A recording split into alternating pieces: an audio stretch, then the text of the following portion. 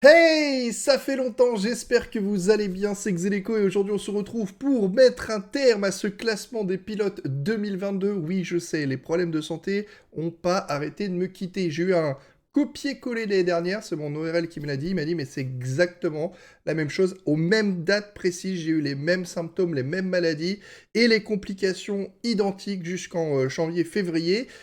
Cette fois-ci, j'espère que la fidélité sera différente et que je vais pas repasser sur le billard pour me faire opérer parce que c'est exactement copier-coller l'année dernière.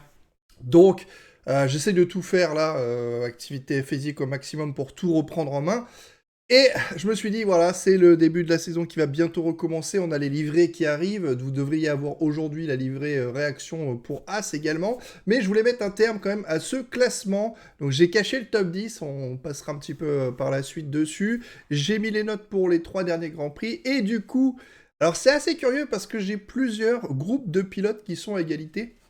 Donc déjà, en dernière position, on peut retrouver Latifi, hein, bien évidemment.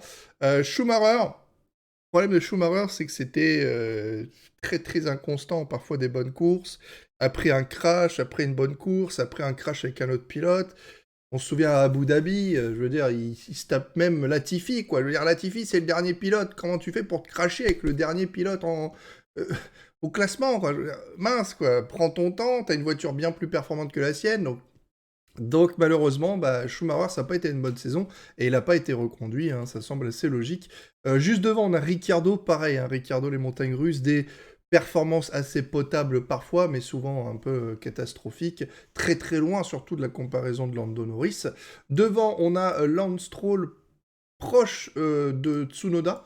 Donc Tsunoda a un petit peu d'amélioration parce que l'année dernière c'était vraiment pas terrible.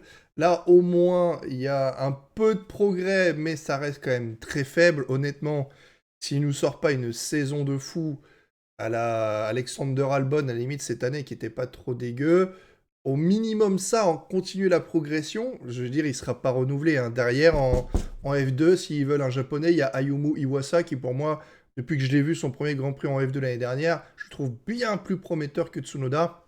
Donc s'ils veulent un pilote japonais chez AlphaTauri, je pense qu'il a intérêt de se sortir les miches pour pas perdre son baquet. Donc Stroll, pareil, de superbes courses. Honnêtement, il a des très très belles courses l'année 2022. Le problème, c'est les qualifications, souvent derrière Vettel, parfois un tout petit peu devant, mais globalement, il essaye toujours de rattraper. C'est un bon pilote en course, mais les qualifications, quoi, c'est un peu lent, quoi. Donc au final, il faudrait vraiment bosser les qualifications. S'il partait plus haut sur la grille, ça pourrait l'amener encore plus haut. Parce qu'honnêtement, il a quand même, je pense, 2-3 grands prix qui sont vraiment excellents cette année. Moi, du moins l'année dernière. Mais il en faut un petit peu plus. Guan Yu Zhou, avec un petit peu le seul rookie de la grille qui a un petit peu de facilité dans les notations pour le début d'année, mais qui s'en sort pas trop mal et qui est à égalité avec Magnussen qui a fait pareil, un retour en Formule 1 l'année dernière chez As, et Gasly qui est dans sa pire saison. On va être honnête, 2022, ça l'a pas réussi. Hein. Beaucoup d'inconsistances également. Jamais réellement des performances, même si c'est des performances de milieu de tableau, mais s'il se qualifiait toujours genre 13e et il finit genre 12 ou 13e à chaque course, bon, ben, c'est le potentiel max de son AlphaTauri, il aurait des bonnes notes. Mais c'est pas le cas, c'est-à-dire vraiment d'un seul coup il se qualifie genre 17e, le coup d'après il est proche de la Q3, et franchement c'était assez irrégulier, donc il en souffre un petit peu, ce qui nous amène à côté de Gasly, Magnussen et Guan Yu Zhou, qui sont, voilà, je le dis, hein, au-dessus de 12 quand même, c'est une saison, quoi. Ils ont fait la saison, c'est pas irréprochable, mais c'est pas dégueu non plus. Hein. C'est juste irrégulier, et ça a été le cas de ces pilotes. Devant, on a Alexander Albon, très proche de Valtteri Bottas. Encore une fois, on peut parler d'irrégularité. Bon, pour Alexander Albon, de superbes Grands Prix, hein, parfois dont on se remémore. Et à côté de ça, ben, parfois il était qualifié genre au fond du trou. Alors oui, la Williams, ça aidait pas non plus, mais parfois c'était vraiment, vraiment loin des performances en dents de scie quand même. Valtteri Bottas, ok, certes, beaucoup d'abandons en début de saison, là où l'Alfa Romeo était le plus performant, mais après, je veux dire, il se faisait battre en qualification par Guan Yu Zhou, qui, avec son expérience dans la meilleure écurie du monde de chez Mercedes, bah, tu peux pas te permettre de perdre face à un rookie qui vient d'arriver de F2, qui a même pas été champion de F2. Je veux dire, non, quoi, tu t'es pas censé te faire battre en qualification qu'une seule fois. En plus, la qualification, c'est genre l'un des points forts de Valtteri Bottas, tu vois. Alors, honnêtement, il a failli rentrer dans le top 10. Je vous cache pas, parce qu'il a égalité, à cette 11e place, il a égalité avec le numéro 10. Et là, il va falloir que j'affiche le top 10. Donc, il y a eu plusieurs groupes de pilotes. Je vous ai dit, le premier groupe, c'était Gasly, Magnussen, Guan Yu Zhou.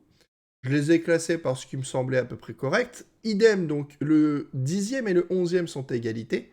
Valtteri Bottas, égalité avec Sébastien Vettel. J'ai mis Vettel devant. Et après, c'est pareil, on a un autre groupe de pilotes. C'est parti, let's go, j'affiche. Hop là, bam. 9e position, on a Sergio Perez. Alors, Sergio Perez, voilà, on est sur une saison correcte. Mais bon, c'est dans une écurie qui est capable de jouer le championnat du monde. Donc tu peux pas te permettre de faire une saison correcte. Parce que si tu fais une saison correcte dans une équipe qui a le potentiel d'être champion du monde, au final, ça te fait de toi un numéro 2. Tu peux pas. Si tu veux performer et être champion du monde, c'est genre l'excellence à quasiment tous les grands prix. Ce qu'ont été capables de faire Verstappen et Leclerc. Il doit y avoir un problème dans ma note sur Verstappen, là. Qu'est-ce que j'ai fait Oui, ok. D'accord. Donc, je me disais, la note est un petit peu haute. Il n'a pas perdu les derniers Grands Prix. Non, c'est bon. Ok. Hop, on va rajouter parce que j'ai oublié de mettre le modificateur. C'est normal que c'est un petit peu élevé. 44, voilà. Ça correspond mieux. Donc, Verstappen, que je déteste. Mais c'est quand même un sacré pilote. Donc voilà, champion du monde, et en plus dans mon classement, j'avais oublié juste de mettre le modificateur, mais il est bien devant Leclerc. C'est très proche, hein. Leclerc était très bon, mais il y a eu les stratégies Ferrari, etc. Il y a eu des erreurs un peu aussi de la part de Leclerc, qui fait que sans ces erreurs-là, il aurait pu être devant Verstappen, mais c'est très très très serré, hein. Et derrière, donc voilà, on a Perez et Sainz qui font une bonne saison, mais carrément pas au niveau de leurs coéquipiers, qui ont été vraiment excellents sur 90% de la saison, et c'est ce que tu veux être quand tu veux être champion du monde. Derrière Lando Norris, même si c'est un peu la rivalité, parce que vous savez que je suis chez Alpine, et que voilà, Norris a été quand même impressionnant cette année. Pour moi, il fait partie du top 3 avec sa McLaren. Il l'a toujours bien placé quand il en avait l'occasion. Il était toujours là pour prendre des points quand il fallait. Certes, Alpine avait des abandons et donc il était toujours là pour en profiter également.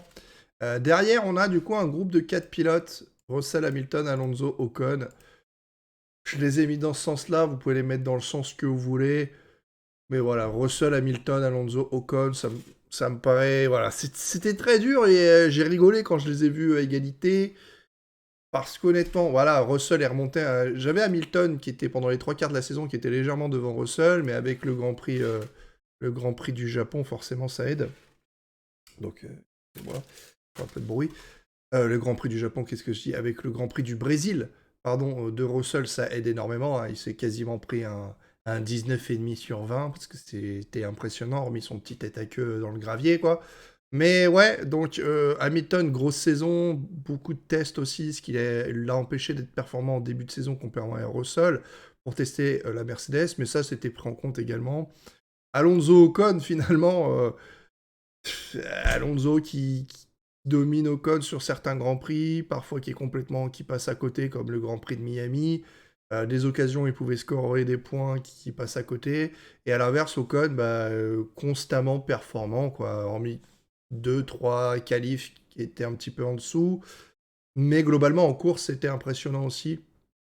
Donc voilà, on se retrouve avec ces 4 pilotes-là. Voilà pour mon classement du coup de la saison 2022. N'hésitez pas à me donner votre top 10 dans les commentaires. Parce qu'honnêtement, quand je vois la saison 2022, je trouve que ça reflète plutôt bien. Je vois pas trop ce que je pourrais changer. Après, on peut inverser dans les groupes. Si vous voulez, vous pouvez mettre Gasly derrière Magnussen et Guan Yu Zhou. Mais ça me semble assez correct. Bottas Vettel, vous pouvez mettre Bottas dans le top 10 si vous le souhaitez. Perez-Sainz, ils ont été clairement moins bons que leurs coéquipiers, mais en même temps, ils ont été clairement moins bons que Norris, Russell, Hamilton et Alonso Ocon, ça y a pas photo. Je veux dire, Sainz, faut pas oublier, mais en début de saison, il s'est craché tout seul un nombre incalculable de fois. Le Grand Prix du Japon, pareil, il est 3 ou 4e, je crois, c'est le seul à se cracher. Voilà, il a eu beaucoup d'erreurs de pilotage.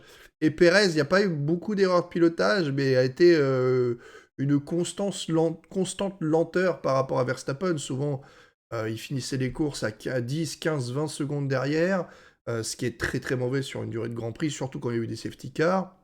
Et à l'inverse, en qualif, c'est pareil, souvent 2, 3, 4 dixièmes. Il y a plusieurs Grands Prix où il y a 7 ou 8 dixièmes de Verstappen, ce qui est très très mauvais en qualification également. Donc ouais, alors que Russell Hamilton, Alonso Ocon, ça s'est un peu tiré la bourre. Souvent, ça s'est changé en mode un était devant l'autre en qualif, l'un était devant l'autre en course. Russell Hamilton, ça s'est changé pas mal aussi. Donc, alors que, je suis désolé, mais Verstappen-Perez, c'était unilatéral, hein, il n'y avait rien à dire. Donc voilà pour ce classement. Plutôt cool. Plutôt cool, j'aime bien. Je suis content de mon résultat final parce que ça correspond à peu près ce que j'avais pensé de avoir. Donc, perfecto. Là-dessus, je vous laisse. J'attends vos commentaires avec impatience, voir ce que vous avez dans votre tête. Et puis, on va débuter cette saison 2023 bientôt. Voilà, j'ai hâte, j'en peux plus. Allez, ciao tout le monde, à la prochaine. Portez-vous bien, prenez soin de vous. Bye. Et puis, il va falloir que je m'achète une nouvelle casquette alpine. J'espère que la livrée sera stylée, mais en plus, c'est la dernière qui paraîtra. Aïe, aïe, aïe. Allez, tchuss, tchuss.